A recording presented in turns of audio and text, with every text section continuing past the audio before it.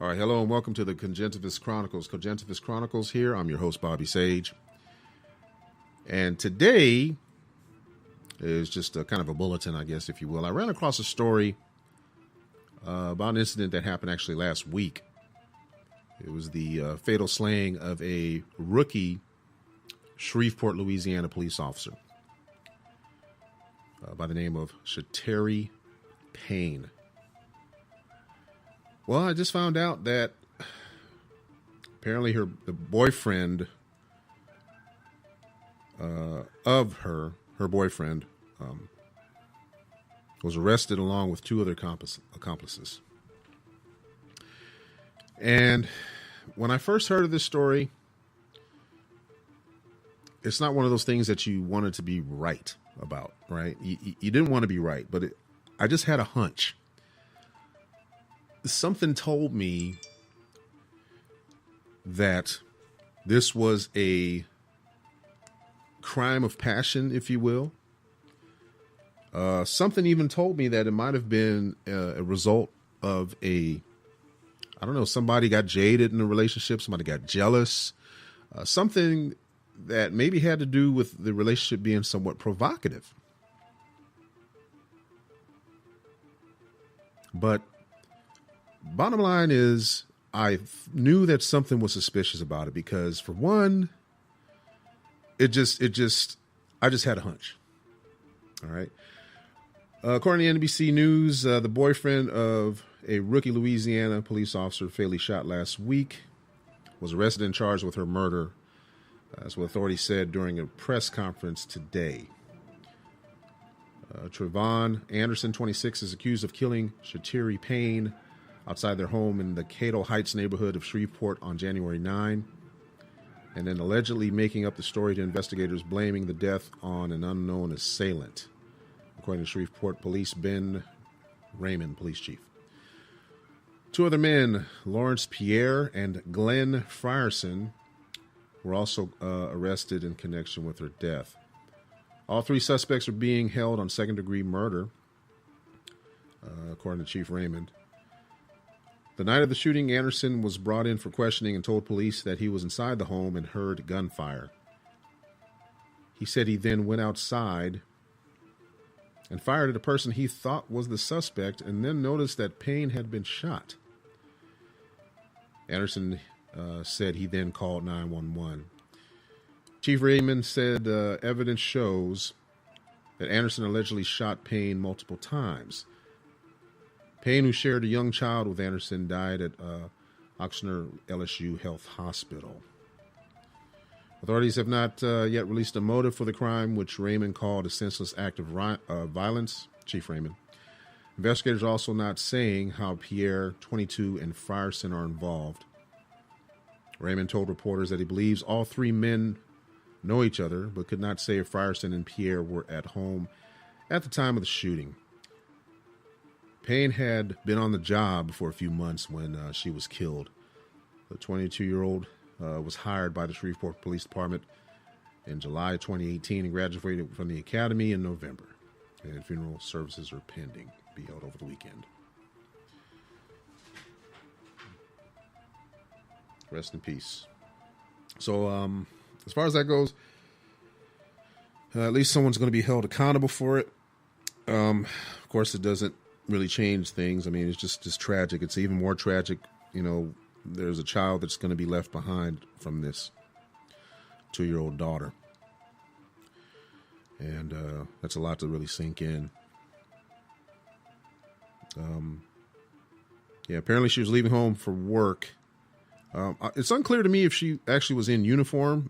I don't know how they would do that. I'm not familiar with that exactly. If she would, it wasn't a personal car, leaving in uniform, or even in a department issued vehicle. However, something that seems kind of odd to me is the filing for second degree murder. I don't know what to make of it.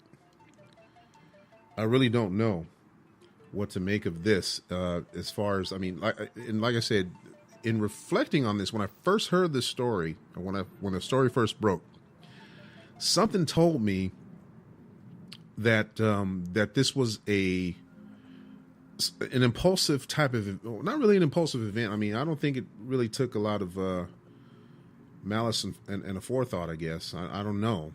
But it just seems odd to me that maybe there was some jealousy on the part of the boyfriend. I don't know. But it's just odd that it would, I won't even say rise to this level, but something would devolve to this level, and this individual recruited 2 other people to be complicit in this.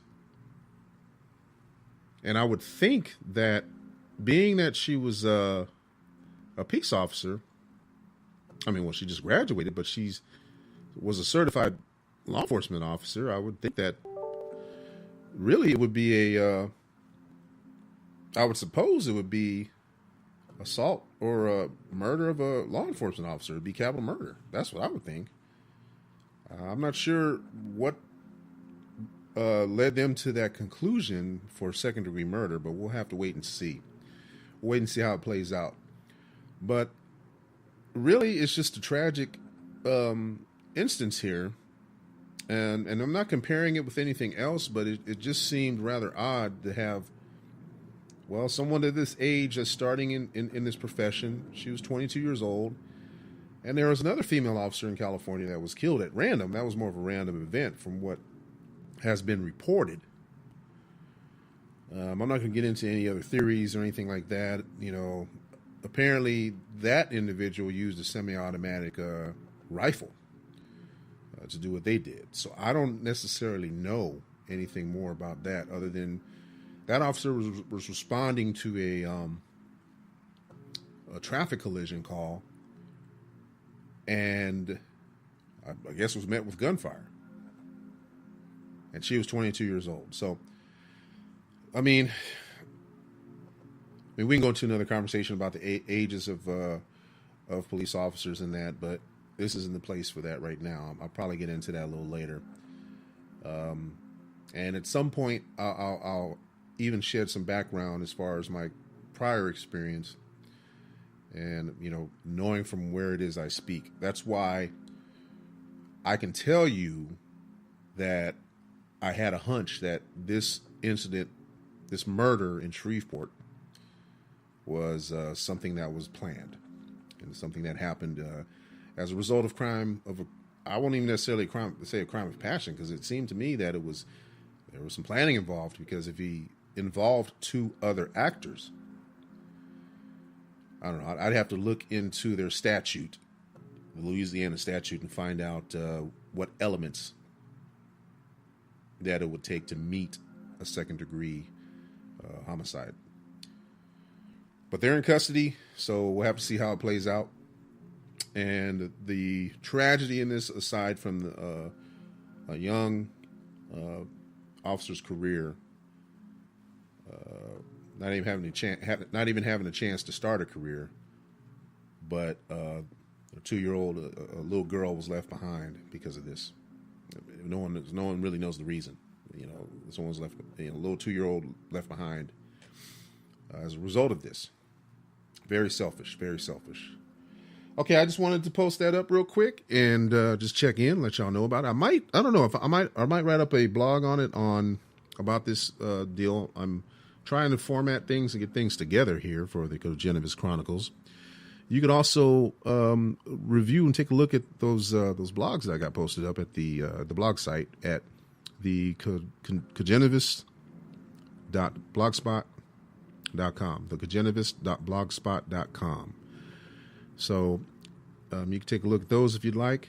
I'm working on a number of things. I plan on speaking on a few other issues that are going on right now, maybe some things from past history, maybe things that are going on contemporarily in society as far as current events go.